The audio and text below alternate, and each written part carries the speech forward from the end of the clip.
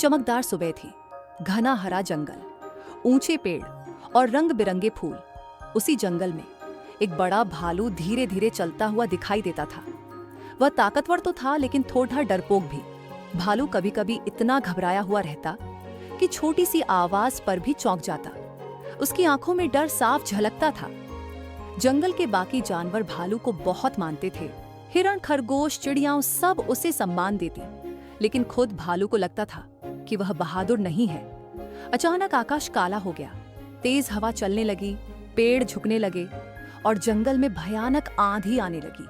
सब जानवर अपने घरों में छिप गए। इसी बीच एक छोटी लोमड़ी आंधी में फंस गई। उसका छोटा सा घर गिरने को था और वह बहुत डर गई थी।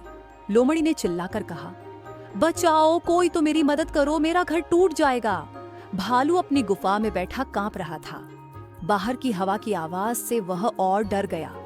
उसे समझ नहीं आ रहा था कि क्या करे, लेकिन अचानक उसे लोमड़ी की चीख याद आई।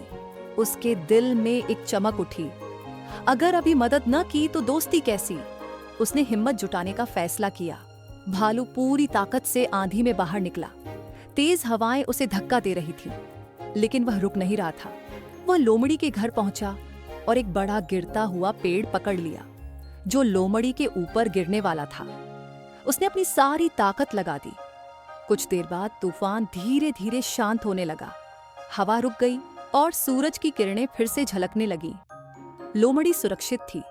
लोमड़ी ने राहत की सांस ली और बोली, तुमने तो मेरी जान बचा ली। तुम सच में बहुत बहादुर हो।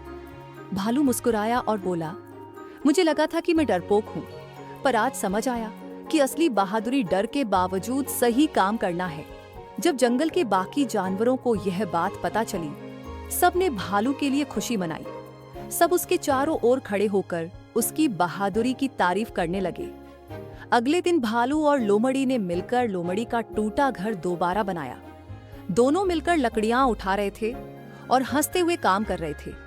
शाम होते ही दोनों नदी किनारे बैठ गए। सुरमई आसमान को देखते हुए बातें करते रहे। उनके बीच अब एक गहरी दोस्ती बन चुकी थी। अब भालू पहले जैसा डरपोक नहीं था। वह आत्मविश्वास से भरा हुआ टीलों पर खड़ा होकर जंगल को निहारता था।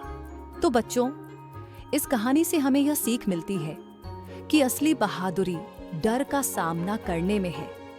ऐसी ही और मजेदार कहानियां सुनने के लिए लाइक करें और चैनल को सब्सक्राइब करें।